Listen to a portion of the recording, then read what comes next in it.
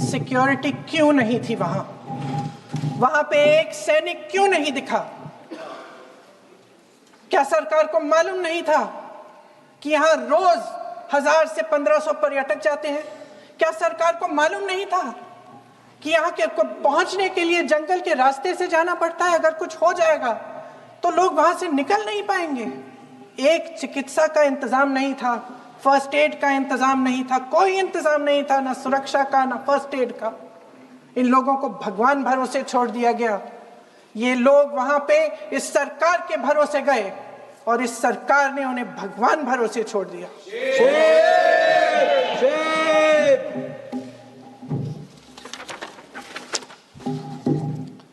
मैं पूछना चाहती हूं, ये किसकी जिम्मेदारी थी? इस देश के नागरिकों की सुरक्षा की जिम्मेदारी किसकी है? क्या इस देश के प्रधानमंत्री की नहीं है? क्या इस देश के गृह मंत्री की नहीं है? क्या इस देश के रक्षा मंत्री की नहीं है?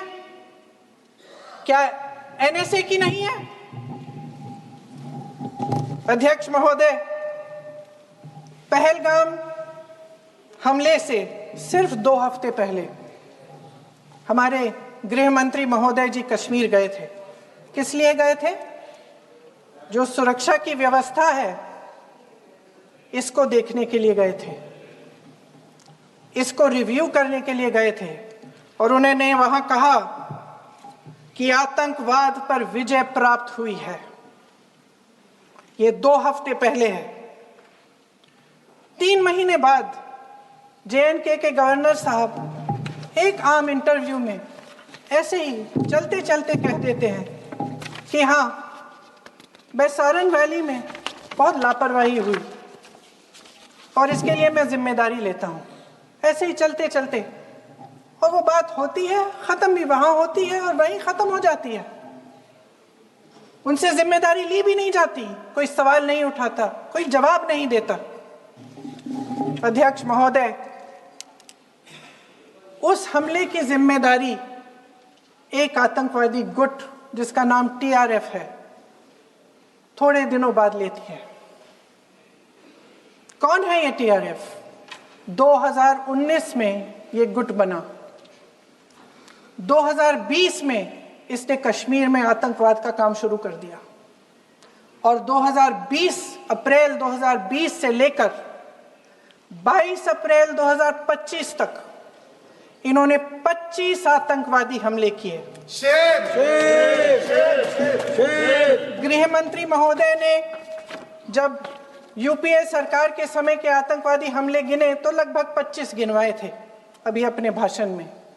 इस गुट ने कश्मीर में 25 हमले 2020 और 2025 के अंदर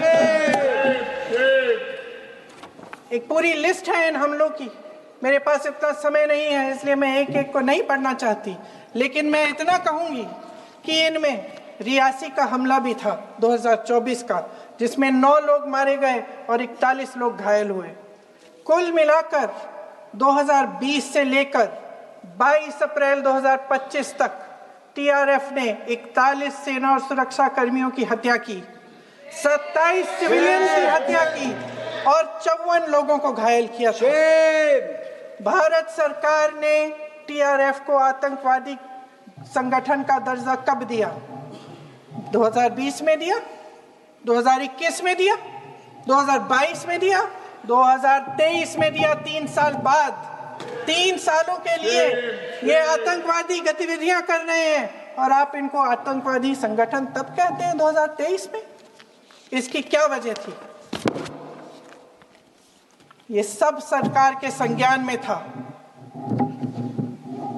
और आप मुझे बताना चाहते हैं, सत्ता पक्ष के नेता बताना चाहते हैं कि ये सब आपके संज्ञान में था, लेकिन कोई भी एक ऐसी एजेंसी नहीं है हमारी सरकार की जिसको पता चला कि ऐसा हमला, ऐसा भयानक हमला होने जा रहा है हमारे देश में, कि पाकिस्तान में बैठे हुए इस हमले की योजना बन रही है कि हम भारत जाके हैवानियत करेंगे, 26 लोगों को मार डालेंगे और हमें पता ही नहीं है।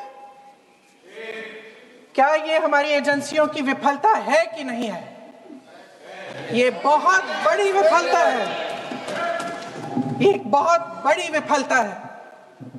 जानते थे कि ये गुट है, जानते थे कि 5 सालों से ये आतंकवादी हमले कर रहा है, अध्यापकों को मारा, आर्मी के बड़े बड़े अफसरों को मारा, आम जनता को मार डाला, पुलिस वालों को मार डाला, और आप इन पे निगरानी नहीं रख रहे थे।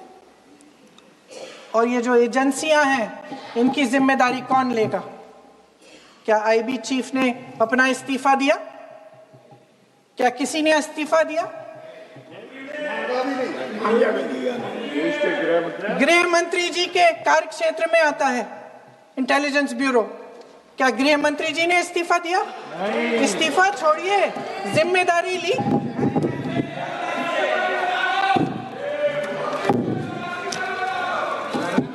साहब देखिए, इतिहास की बात आप करिए, मैं वर्तमान की बात करना चाहती हूँ।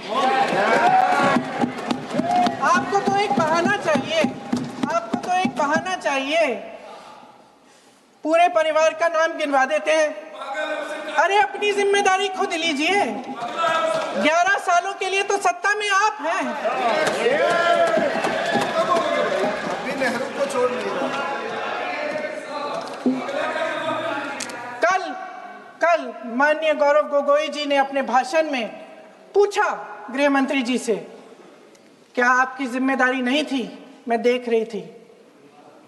राजनाथ जी, रक्षा मंत्री जी यूं यूं अपना सर हिला रहे थे, कुछ बोले नहीं। अंदर से ये महसूस हुआ होगा कि यहाँ कुछ जिम्मेदारी थी, लेकिन माननीय गृह मंत्री महोदय जी हंस रहे थे, वे हंस रहे थे।